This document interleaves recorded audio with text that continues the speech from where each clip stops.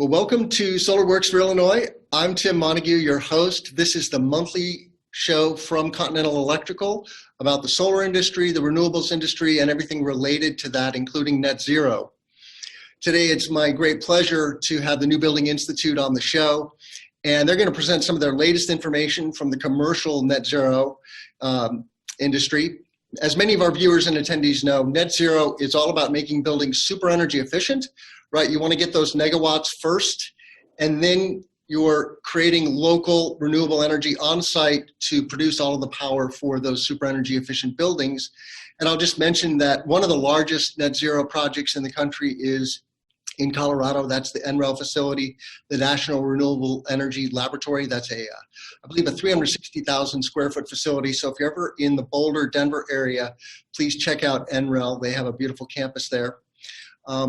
So today we're joined by Cathy Higgins, who is the research director, and Alexi Miller, who's a senior project manager for the New Building Institute. Cathy has over 25 years in energy efficiency and strategic planning, research, policy, and large-scale project management. At NBI, she manages work involving net zero energy buildings, of course, measuring performance, emerging technologies, market assessment, and supports business development. Cathy is currently leading a $5 million field demonstration in Los Angeles to the retrofit potential and energy savings for shading and lighting technologies. So welcome to SolarWorks for Illinois, Alexi and Cathy, and then Cathy's going to take it away and she will introduce Alexi partway through. Welcome. Thank you, Tim. It's a pleasure to be here. And I don't know if that green box is supposed to be on me, but let me know if it's different.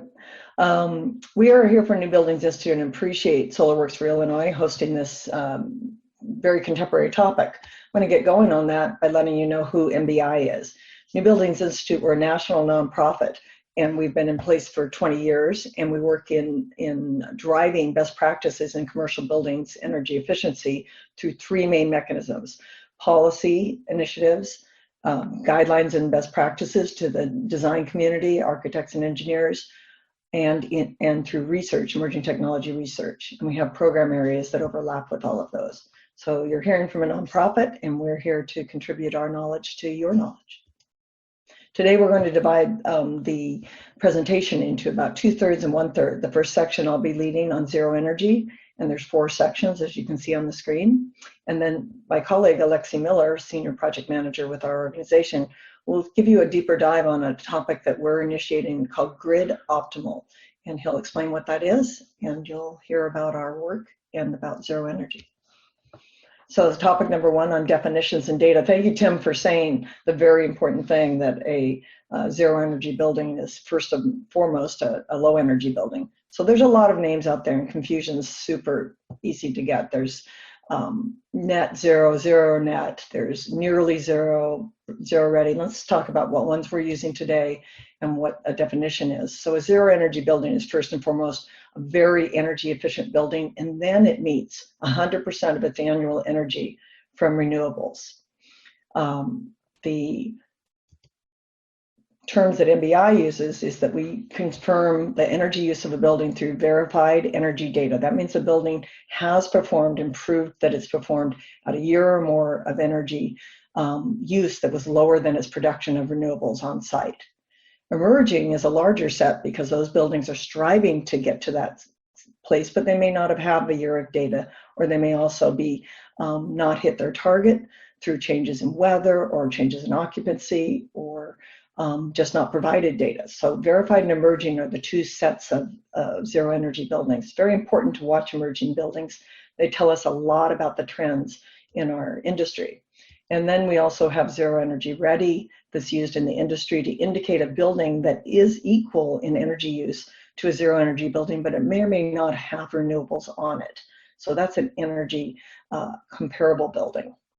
And lastly, in terms of definitions, when we talk about the energy relationship of the buildings to targets, we're looking at all fuels. It's always all fuels, whether it's gas, steam, electric. They're all then levelized into British thermal units per square foot per year. And we're looking to try and see that the building's net, its energy use after renewables, is equal or greater than its use. And that's expressed in this last term that you'll see in some of my energy performance slides, which is energy use intensity. And I understand a lot of you probably know these terms. So EUI is the energy use intensity of all fuels. So let's look first at what's really going on kind of worldwide from a big step, let's step back in the big picture. And Johnson Controls does an incredible survey every year worldwide asking about energy efficiency and green building movements. And here you can see that on the left, that the drivers for energy efficient investments are diverse, and yet many of them are items that you have in your local areas, like new policies or cost savings, depending upon whether you're working as a contractor or you're working as a utility rep or you're working in a government entity. You can give this messages and know what reaction that some of the market is thinking. And on the right, that just shows you the countries that participate. So this slide, I think, was the most interesting. I just pulled a couple of graphics from Johnson's report. The plans to invest in electric energy storage and on-site renewables, I know, is of interest to many of you. And you can see that 57% of the respondents, and there were thousands of participants, plan to do some on-site renewables in the next 12 months. And the growth in storage, of course, is really increasing. And in the net zero slide to the right, the picture over here, you see that more respondents expect to have a net zero or near net zero building, that's getting up into the 50% or greater worldwide. So this is not a fringe trend. This is a mainstream market-driven and policy-driven activity. So let me tell you some data, which is the section we're in on zero energy buildings. What you see here is that since we've been tracking this, which started about 2010, so about 9 years ago, we did our first report in 2012, and we've seen 700% growth in zero energy buildings that are either verified through data or emerging. We now have over 550 buildings in our MBI Getting to Zero list, which is available publicly on our website. So you can see the names of these buildings, you can see their locations. It's really important when you're trying to motivate other people to be able to cite buildings that are a like type building. Let's look up all the offices in the Midwest, for example, that Tim might want to show that are already net zero. So he could screen and filter for offices middle of the country and zero net energy. So by type of that data set of 550 to 600 buildings, when you count ultra low, you see that education is by far the largest sector. 37% of the buildings are in education. And you see the breakdown of the types of education here in the bottom part of the graph. That makes a ton of sense because public sector buildings began before the private sector. But you also see offices, and the one that's surprising us a little bit is that multifamilies really increased. And that's a sector we thought would be difficult to get to zero because of the diverse energy use of residential occupants in what's essentially a commercial building if it's more than 4 units. But they're going net zero. All these variety of buildings are going net zero. Up to 60 different building types we have in our data set. And a trend that I personally think is really a telling market transformative change is that we now have almost half public and half private. 10 years ago, I could have just shown you only public buildings, a few demonstration sites on universities, and a few small schools, but now I can show you a lot of private sector for profit. About 25% of the private sector is for profit. And when they start getting involved in going zero, you know there's a market rationale behind that. And across the country, again, about 10 years ago, I could only show you mild climates, a few buildings that were in very easy to accomplish climate zones. But here we have 42 states, every climate zone, cold climate zones, humid climate zones, and every state, except for 8 states aren't yet, that we know of, have zero energy buildings. So that's always my chance to call out to you. If you know of a building, in whether it's already on the map in these states or not, we want to count the buildings because we use these to make market change and to make policy arguments regarding the potential for moving forward with these practices.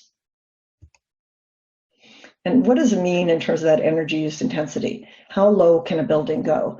And one metric that we compare it to is, of course, code standards. Codes have progressed enormously in the last 20 years, but the argument often is that it's very hard to go past code. Well, you can see from these buildings that that's not necessarily true. The orange bar here is the National Study on Commercial Building Energy Consumption Survey by the Department of Energy and Energy Industry. And that's a standard existing building. Next is ASHRAE. And you see these zero energy buildings are significantly low. They have EUIs, that energy use intensity, usually in the 20s, 18 to 28 here. And then if they're net positive, then they're below that. So the energy performance is half the best codes in the country, which is state of California. That's about 50% reduction from some of the best codes. So the trends that you're interested in and that are going on with buildings is we're seeing a lot more larger projects. We have 44% of the projects and 88% of the floor space on buildings 50,000 square feet or larger. So big buildings can get there. We see the private sector growth I just spoke to, and diversity of types. And people often, always ask, how do they do it? How do they get to low energy sufficient that the solar on site can meet all their needs? And here's a list of technologies, but the real takeaway from these technologies is that they're not way out on the edge. They're off-the-shelf technologies. They're available today on the market.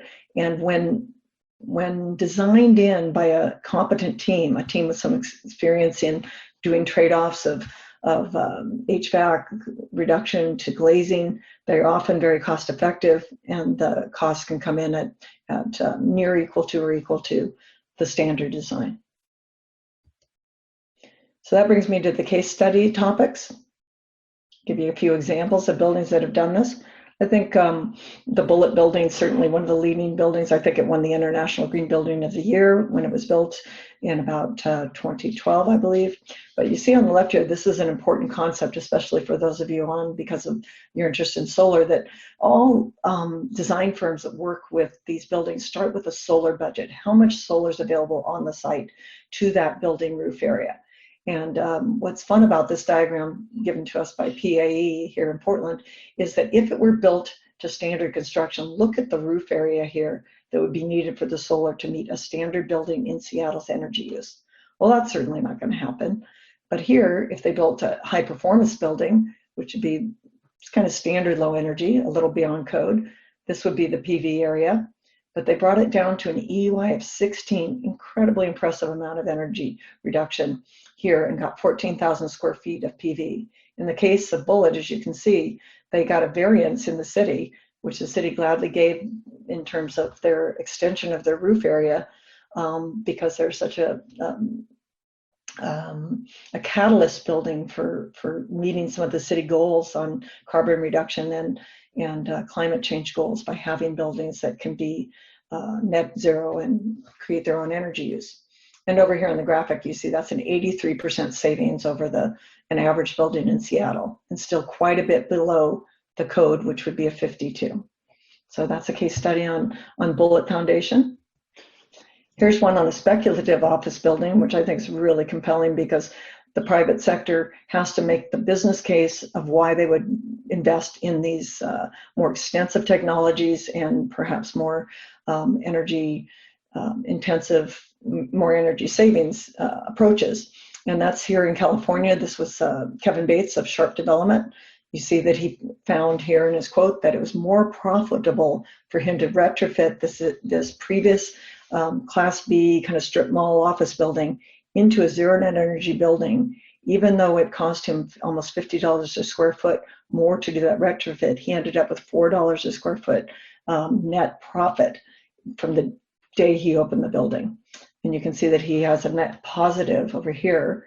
The total energy use, 13.5, less his renewable production, is a net of a negative, which means he's producing 15 kBTUs per square foot more than he uses.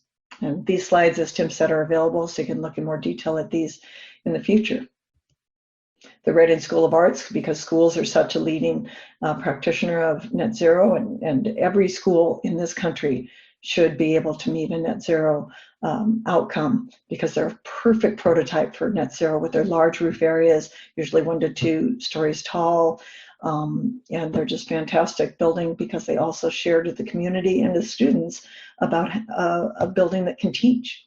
So in Reading, they used daylighting, efficient HVAC, some educational dashboards, and they produced a building that's 77,000 square feet that has a very low energy and is almost meeting its renewable production.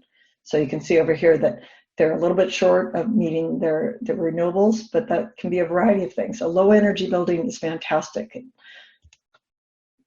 Here also north-based in VF Outdoor Campus. I liked this example to show you because it's a campus example, multiple buildings. You see the solar distributed up in the left-hand corner across the site rather than solely on the rooftop. That's a great way to do a district or a multiple building portfolio. And they've met their campus's needs through all the installation of photovoltaics. And they are a net zero campus.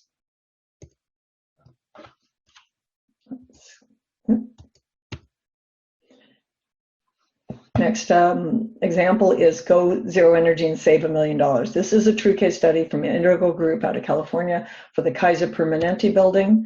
It's a fantastic office building that they designed. And what's compelling about this is that they would usually do a VAV reheat system, which is somewhat more complicated. It's got a lot of more ductwork. It's got different systems that would require them to have an investment of a greater amount of money than what they chose, which was an all-electric option. This is an all-electric building, another trend in energy use for carbon reduction, electric buildings. And by doing this, they went to a simpler system. They used thermally zoned heat pumps. And because of that, they were able to do a trade-off. I know this is a bit small, but they did the trade-off to go all electric, to go to the different HVAC system, and they resulted in $1 million net savings over the budget that Kaiser gave them for a building that would have been a standard practice building, not a net zero building. They brought net zero to Kaiser at $1 million under the budget. Lastly, this is super interesting. It's a vertical placed PVs used as facade. This is my colleague and friend Andy Bush is Morgan Creek Ventures in Boulder, Colorado. It's called Boulder Commons, and he created a tax structure whereby solars actually creates a return on investment for his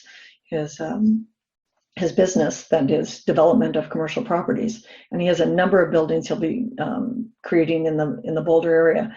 But he traded off costs that would have been his facade cost for vertical, and he got about 86% of the same amount of solar as the rooftop would have, but he traded off some of his facade costs. So the efficacy of the vertical placed PV is extremely good, more than anyone expected in terms of both production and cost effectiveness. Very interesting. And then because of the way that he looked at the market and the way that he set up the solar to give the tenants their utility costs at a comparable rate, he's got a cash return as a developer of 8.3%. Excellent economic model. Third topic is policies and trends that I know that is an important driver. Just a few points on this, that energy efficiency, storage and grid, and renewables are kind of becoming an integrated approach to accomplish zero energy and to be a policy strategy. There's codes progressing in the direction, if you want a 2030 goal, which is a typical 2030 and 2050 are standard goals for cities and governments for meeting climate action targets, and that we've got a progression of codes going more and more aggressively so that renewables can meet 100% of the load of a code building in the future. California is leading that practice, and you can see that their targets step down. This very next year, by code, every building in California that's a single-family residence has to be net zero ready and be able to meet its electric use on site through renewables. And then commercial is following that in 2030. Very, very amazing that this is now policy in our country. Other places that are doing the same, they use mechanisms like net energy metering. They have climate and energy plans. They're initiating financial and tax incentives. And over on the right, this is a ZEPI jurisdictional score.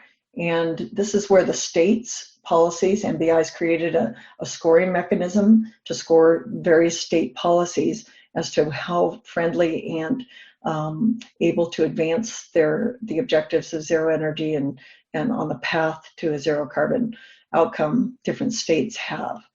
And that's ranked, and that way states can be motivated to improve their score through policy adoption. Here's some examples of states that already have policies in place or are developing policies, a number of states. So this is quite a bit of growth in the last 4 or 5 years. And cities and counties are doing the same. I think some of you may have heard, there's a lot of reduction in some of our federal leadership on these topics, but that's why it's important to look at the positive that's going on at the cities, counties, and state level. And MBI tracks these as well as the buildings so that people like yourselves in this industry can make the case about that they're not the first out of the gate. There's others doing this, and you can take some of these policies and approaches that other jurisdictions have done and use them as models in your area. Lastly, I just want to point out a few resources that are available to you before I turn it over to my colleague. And that's some resources as a nonprofit. We're funded by foundations and some utility program partners, and we develop an enormous amount of resources on these topics that are available to you. That's a small snippet of the amount of things, but these are all available on our website. If this is a topic, no matter which industry you're in, or whether it's technologies or design practices or making the case, we have some tools and resources that can help you. And there's a number of non-MBI resources as well. That would be extremely extensive, but I did want to call attention to PG&E's case studies up in the upper right corner, also publicly available in PDF.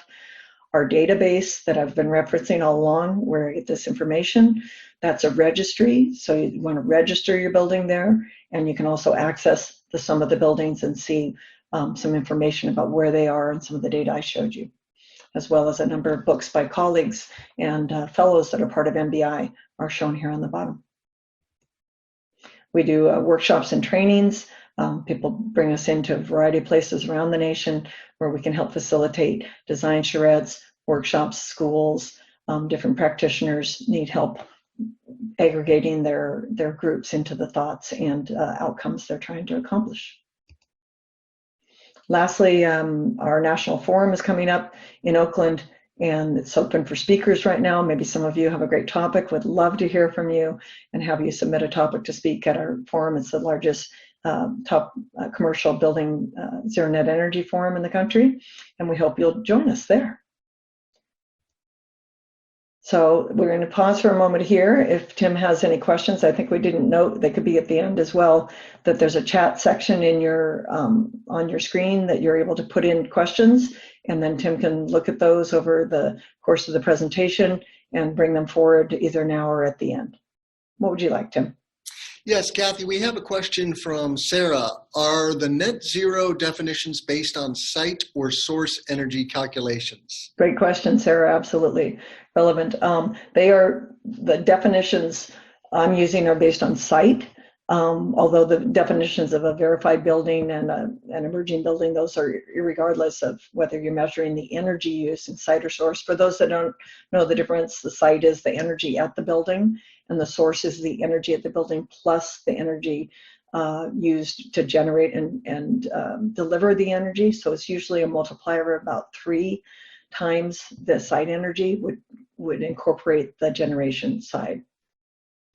Yeah, and just to build on that, this is Alexi. Hello. We will verify a building based on either site or source. We typically, in the graphics you saw, those are generally site, but in our Zero Energy Buildings list that we released last year and in our database and other resources, we often show both of those side by side. Right, yeah. So in other words, the holy grail of net zero is source energy, right? That's a super good point, Tim, because you do want, the reason we're doing, anyone's interested in zero energy is to reduce fossil fuel use primarily. of course, to reduce costs if you're the owner, but we're doing it environmentally to reduce the generation side and thus source measures that more comprehensively. Correct? Yeah, and you know, I've actually been making the case in a couple of venues in presentations related to energy codes that we may want to think about metrics other than just energy at this point. That it may be time to shift from an energy focus, which is really about depletable resources, you know, running out of fossil fuels, for example, running out of oil in the ground, into more of an emissions focus, which gets at the societal problems that all these policies that Cathy mentioned are trying to address, which is really largely emissions driven. So there are a few different things going on here, depending on what jurisdiction you're in, where you ask, et cetera, or who you ask, et cetera. There are multiple drivers that are pushing this broad trend toward hyper building. What you're referring to is zero carbon, and Brandon makes this comment. I think the holy grail is zero carbon. We're going to run out of atmosphere before we run out of fossil fuels.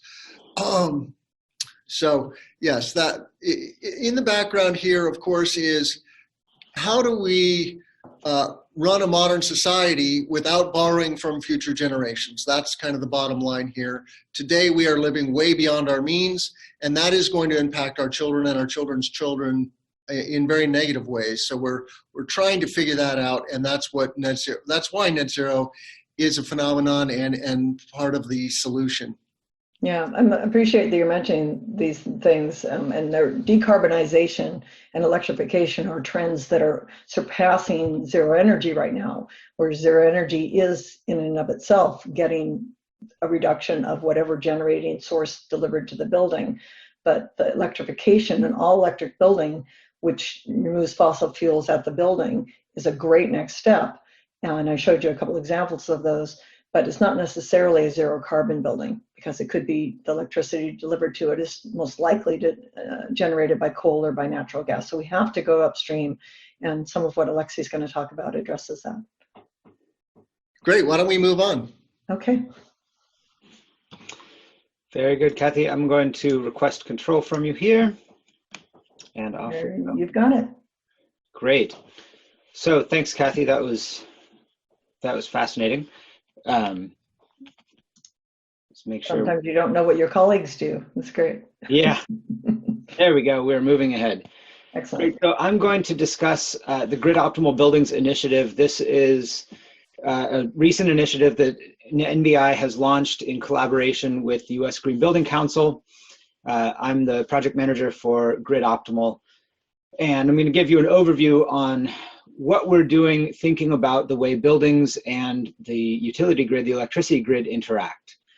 And it really builds on what Cathy was saying, because moving toward a future dominated by zero energy buildings assumes that the grid is going to continue to serve all those buildings as it is today.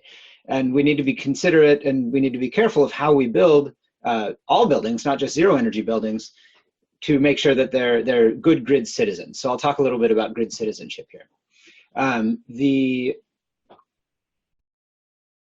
Do I have a lag, or is it just not going? There we go. You should be seeing the sponsor screen here. So the Grid Optimal Buildings Initiative is an open, collaborative, multi-stakeholder entity or initiative led by NBI and U.S. Green Building Council, as I said. And just wanted to take a moment to recognize the sponsors. We have a variety of utility and other sponsors, both public and private utilities from around the country, including Commonwealth Edison, ComEd, in the Chicagoland area. So thank you to our sponsors for letting us, for enabling us to do this important work. So let me start with a little bit of introduction on what is driving us to think about this.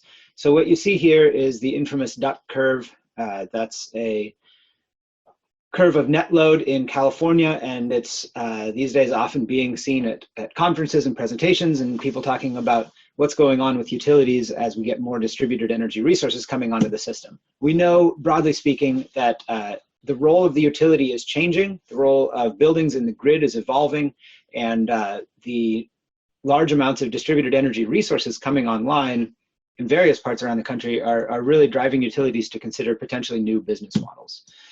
What we're doing is seeking solutions to some of these complex and thorny challenges, and trying to do so in a way that enables a broad market transformation. So we're pulling top experts together to think about some answers to these questions. As we see more distributed energy resources on the grid, we're finding that there is not necessarily a consistent language or consistent terms that people are using to talk about these issues. Especially between sectors or between one side of the meter and the other, the building operator, owner, designer may not be speaking the same language as the grid operator or owner.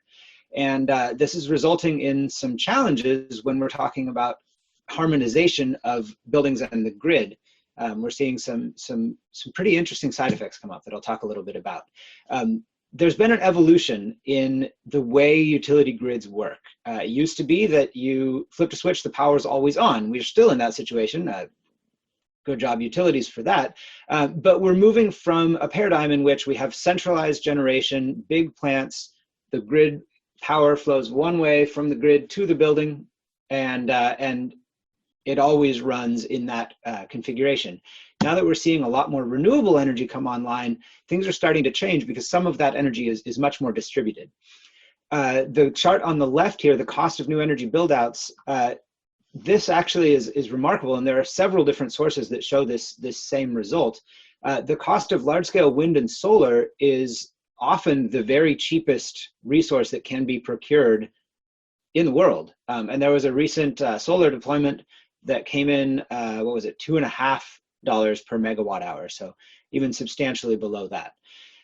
This dramatic cost decline, it's been an exponential cost decline for solar, similarly for wind, and I think we're actually starting to see the same thing in energy storage. We're at the beginning of that exponential decline, is shifting the ground under the utility business model. Another thing that's happening is that as these resources become much more affordable, rooftop solar, for example, has become within reach of for many buildings all around the country. That requires an interactive grid to be able to manage the energy flowing in where previously it only flowed out. That bottom bullet there, oversupply and curtailment, are a growing challenge. In some places, we are now seeing those renewable resources need to be turned off at certain times of the day or certain times of the year because we basically don't know what to do with the power. It's hard to integrate into the grid. So that represents really wasted effort, wasted resources if we have these renewable resources and we're not able to use them because the grid can't accommodate them. The building has a role to play in addressing that. So what we're doing is we are considering how different building features can be measured in a way that can allow them to enhance grid operation. So what you see on the slide here, you've got a couple different opportunities for building integration with the grid. And this is a technology focus. Looking at it right now, it's kind of an easy way to get your head around it. There are a couple different ways that buildings can interact with the grid, or that a building in its design, construction, operation can be adjusted to make it more grid friendly. So for example, we're used to thinking about permanent efficiency or energy efficiency as it's now known today. That basically means reducing building energy loads, and that definitely has a part to play in making buildings better grid citizens. Utilities may also want to see peak shifting, in which the time during which the building uses the maximum amount of energy, its total kW, can be adjusted, maybe moved throughout the day, or reduced. Peak shedding is also often used. There are a couple different terms. I won't get too deep into the details of what they all mean. Utilities are also, and grid operators are also interested in being able to communicate with building systems and building loads. Demand response programs do that today, but the scope of those programs and what people are thinking about in terms of building grid communication is evolving a lot. And we're working on feeding that conversation. And finally, there's ability for the utility to dispatch energy storage that's coming up as well. So fundamentally, what we're doing here, that's a lot of pieces. There's a whole bunch of stuff that could be done in this space, and it's a large, very dynamic market. What we're doing as part of the Grid Optimal Buildings Initiative is developing metrics that allow us to measure how a building is performing as a grid citizen. The intent there is both to align the needs of the grid with the needs of the building so that there's better communication across both sides of the meter there, and also to support least cost decarbonization of the grid, for example, by making sure that renewable energy resources and distributed energy resources that are scattered throughout distribution grids, transmission grids, and the various systems that make up the grid are able to be used, and that we're really maximizing those resources and maximizing the performance of buildings on the grid. So just to recap, it's about, at this stage, developing metrics and developing a common language. We'll talk a little bit about how Grid Optimal targets building loads. What you see here is an idealized building base load. The axes are not shown, but basically on the x-axis from left to right is time. So here's a day. It's not using a ton of energy at night. It's using more energy during the main part of the day when everyone's in the building and doing things, less energy overnight again. Y-axis is higher demand, kW, for example. Automated demand response programs they exist in various utilities around the country, quite a few. They've been around for 10, 20 plus years in some places. And basically those say, okay, for this particular chunk of time, say 15 minutes or 30 minutes, we're going to call an event. We'd like you to curtail some loads, shed some power so that it's easier to address that peak. That helps. It's got a somewhat limited approach, but it certainly is part of the solution. This green line shows the result of, say, a broad energy efficiency program or an energy efficiency retrofit, new construction program, et cetera, on a building. You can see the peak is reduced, so is the base load. That may impact the building load factor as well. So the load factor has to do with the difference between the base, the lowest amount of energy that building uses, and its peak. That can be helpful as well. Now you get renewables coming in that are often not perfectly aligned in terms of time with the peak. So in many places, for example, and this is driving the duck curve in California that I alluded to earlier, the sun is shining during the day, but the peak is often actually 6, 7, 8 p.m. And in many places, peaks are moving later into the evening hours. So there are various ways to adjust that. For example, energy storage or using the building as a battery without having a battery per se can be a good way to get that moving. And that's what we're trying to do here, is measure the difference that it makes in a building, for example, to be able to shift its load curve earlier, whether that's by battery storage or other technologies in the building. You can also look at some other things here, some overlays, I like to call them, onto that basic load shape driven piece, that kilowatt piece. For example, here is the California grid. This is CAISO, California Independent System Operator. They run the grid in California. And this is the marginal carbon efficiency or carbon intensity of grid delivered electricity in California over a year. This is 2017. What this shows us is when you have those spring and early summer months where there's sunshine, there's hydro, and there's wind, during the day, the grid is less carbon intensive. That's the darkest green. In certain other hours, for example, at nighttime, even in those months, and especially in the morning and the evening in fall, winter, and very early spring, you're seeing the grid become much more carbon intensive because the utilities need to dispatch fossil fuel powered resources and don't have as much of those renewables available. So by thinking about this as overlays, we can think about, okay, how good is this particular building, not only at shifting its peak, but also at aligning with whatever goal we're trying to do here. Are we trying to reduce carbon? Well, how does the building align with this carbon heat map here? Are we trying to reduce peak and make grid services the grid better able to provide service to that building? Well, let's look at that overlay. So there are a couple different angles we're considering here. For example, Cathy mentioned a few case studies, and I think that's a really good way to look at this. This is a pilot project that we did in California. It's an office building in Northern California in the Sonoma region.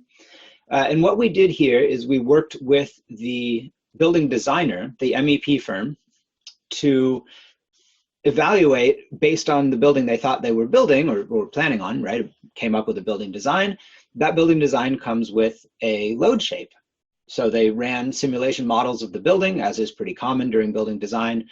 And you can see in gray on the right side of the screen, that's the load shape. So not a whole lot of usage overnight. It's an office building. We come and we ramp up in the morning, get a morning peak at, what is that, about 8, 9 a.m. Then kind of comes down throughout the day.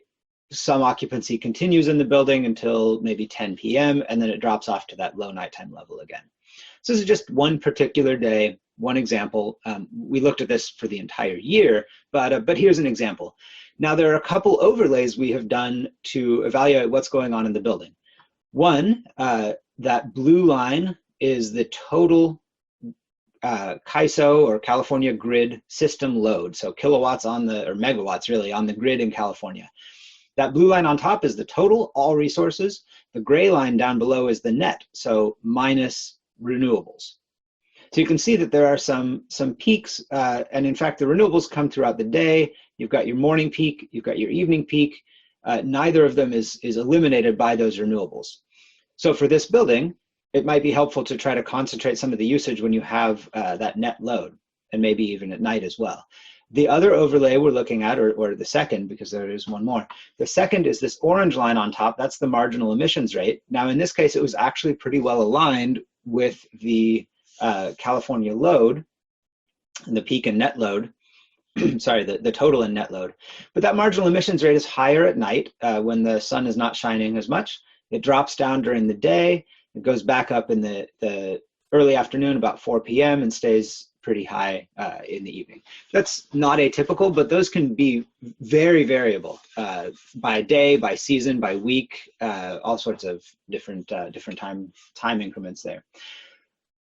But it works out actually in this case that those align well. So we've got these two pink shaded regions, the morning peak time, well, basically when that building is starting up before most occupants arrive, and the evening hours when the occupants are mostly not there, but the building is still chugging along full steam, if you will. Those are times when the grid is seeing peak, it's relatively high carbon, and there's something the building could do. So we worked with the MEP firm, the building designers, to find opportunities to adjust the building design to make changes to that load shape, that gray load shape.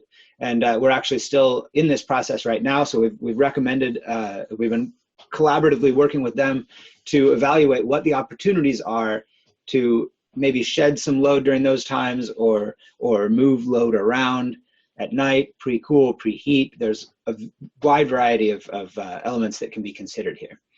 And you can see a few of those in the bullet points there.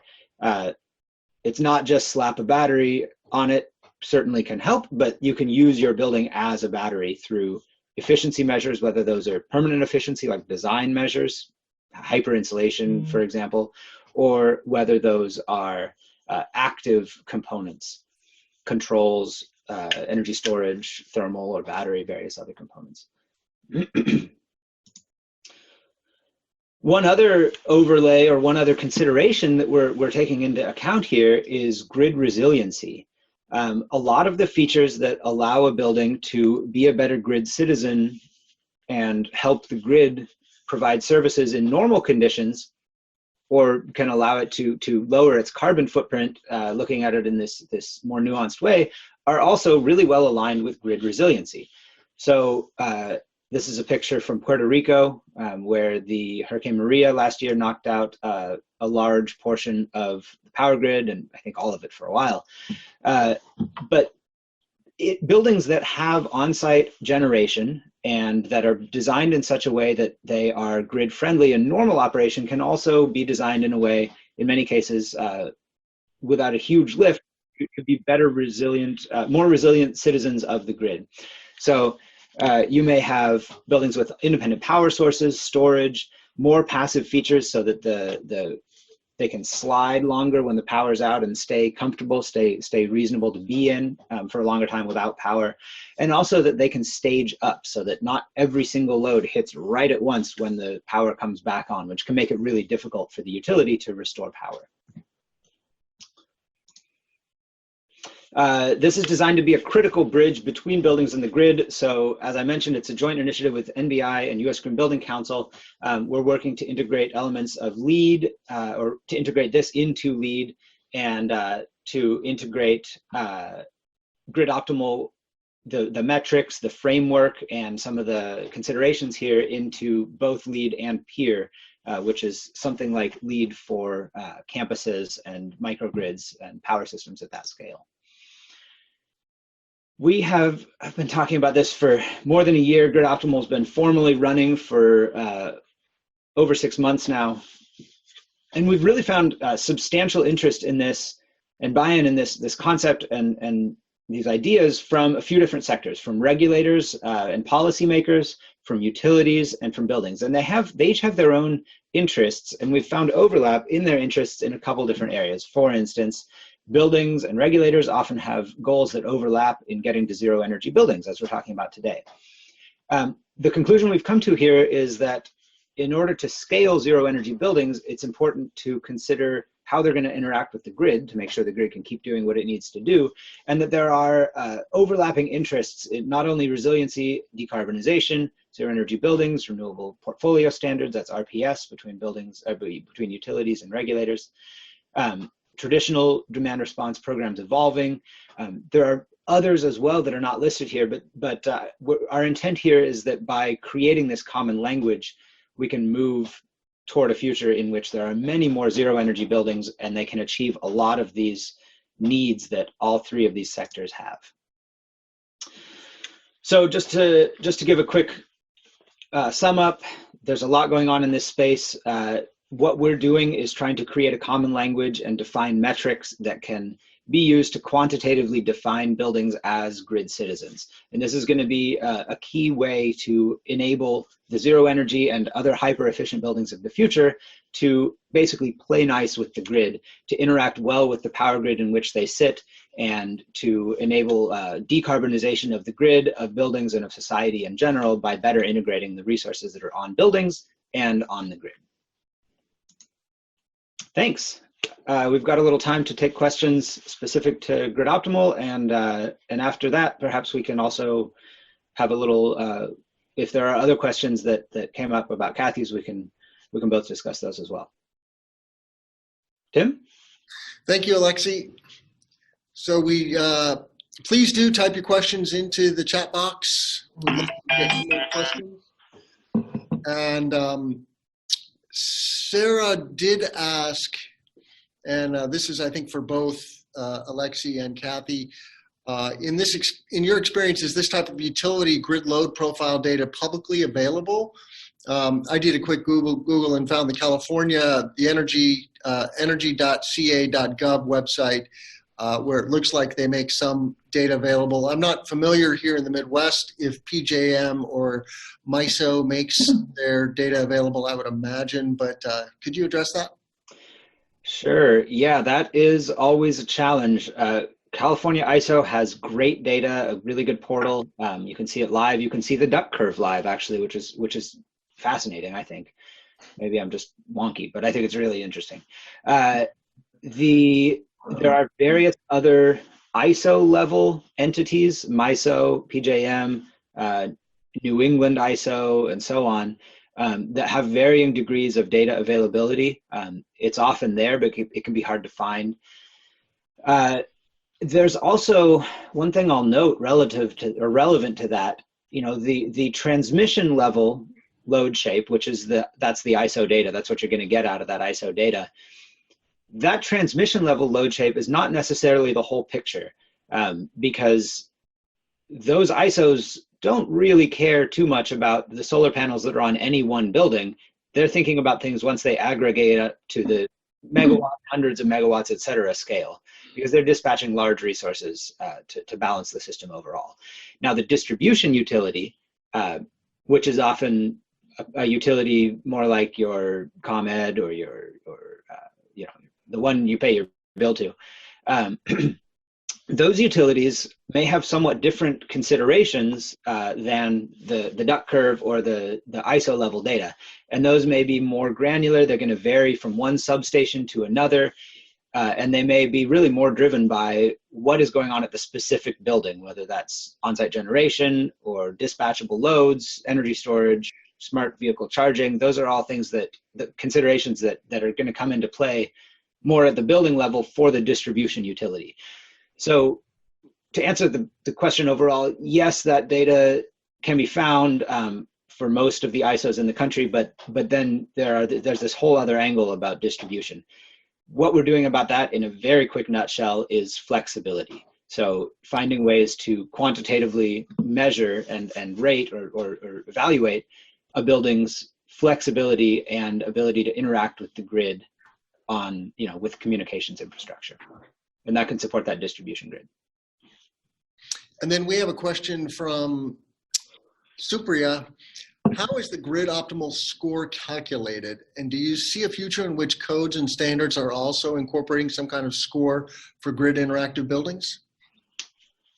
Well, that first question, for more on that, join our webinar on Thursday. We have a whole hour dedicated to grid optimal. Thursday this week. Actually, I think, Cathy, if you go back up one slide, we'll see there it is. Yeah. We'll get more into how it's calculated. We are in phase 1 right now, so there's still work being done to define the metric. The framework includes evaluation of load shapes, overlays within those load shapes, and flexibility as well as dispatchability of the building. So there are a few different elements going on in that metric, and the answer to that is long. What was the other half of that? I'm sorry? Do you see a future in which codes and standards also incorporate some kind of score? Yeah, when we started this ball rolling, we expected to first get all the metrics ironed out and work with utilities to integrate this into programs, and then maybe get into codes and standards in year 2 or 3.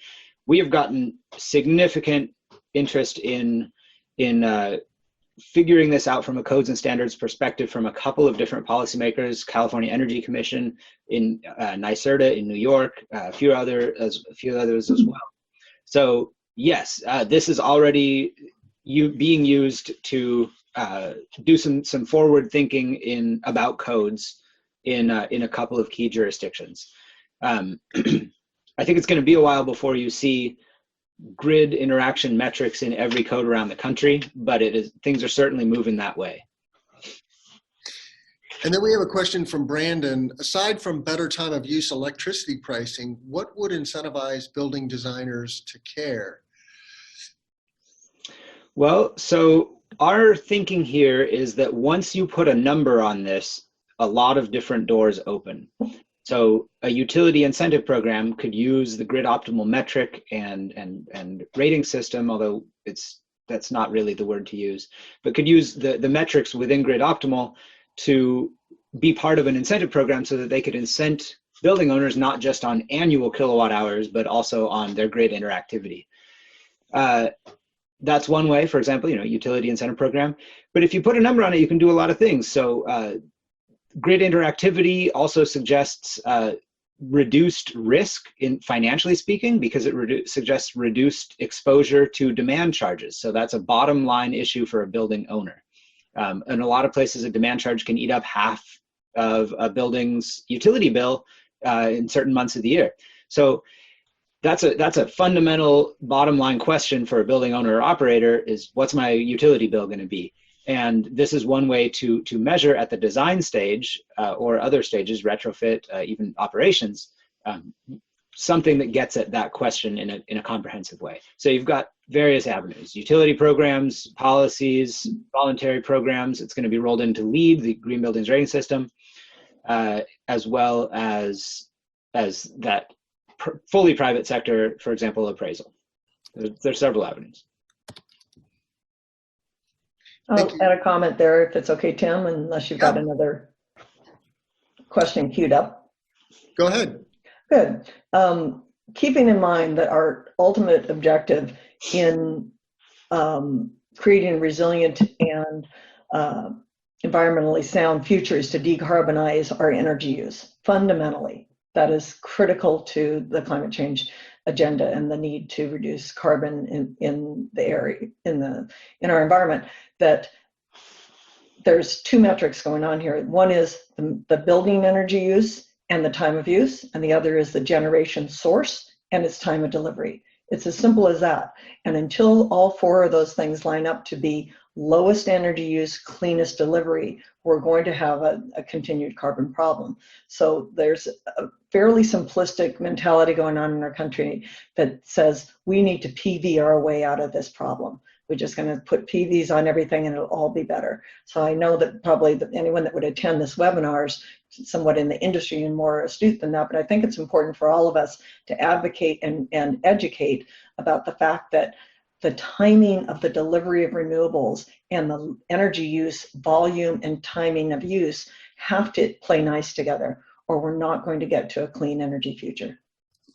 Right, and the intent of the Grid Optimal Initiative by developing these metrics and this framework is to allow on-site renewables, including rooftop solar, for instance, to scale as broadly as possible by making sure that buildings can really use that energy and can adopt as much, or can integrate as much renewable energy and as many of those resources as possible.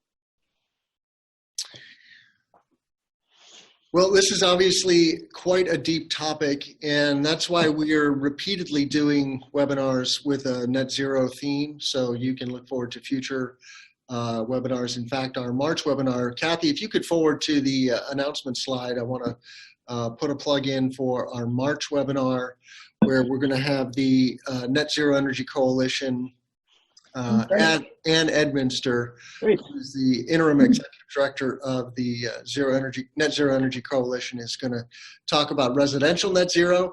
Today was all about commercial net zero, and then the ZEC is their counterpart for residential. So looking forward to that on March 26th. We host these events the last Tuesday of the month on a monthly basis. I am looking for speakers and topics, so please, if you're attending and listening in, please send me your ideas or volunteer yourself, and I'll be happy to get into a dialogue about the topic. We like to cover a broad spectrum of topics related to renewables and net zero, so there's plenty of territory to cover. I want to thank you so much to everybody who attended and typed in questions. Oh, there was one straggler. The slides and the recording will be posted. We always post that at cecco.com, seco.com/solar webinar. That is the landing page for SolarWorks for Illinois, and then also on Continental's YouTube channel. So if you just Google Continental Electrical YouTube, you'll find our channel, and all the recordings go there. It'll be up within a week or so from today's date, and the slides will be posted shortly. So with that, I want to thank our guest speakers today, Cathy and Alexi. That was wonderful. Really appreciate your time. And you can forward to the thank you slide, and then people can see our contact information. Please don't hesitate to reach out to myself, T. Montague at cecco.com, or Cathy Higgins at higgins@newbuildings.org. All right, everybody, we will wrap up now. Thank you so much, and we'll see you in March.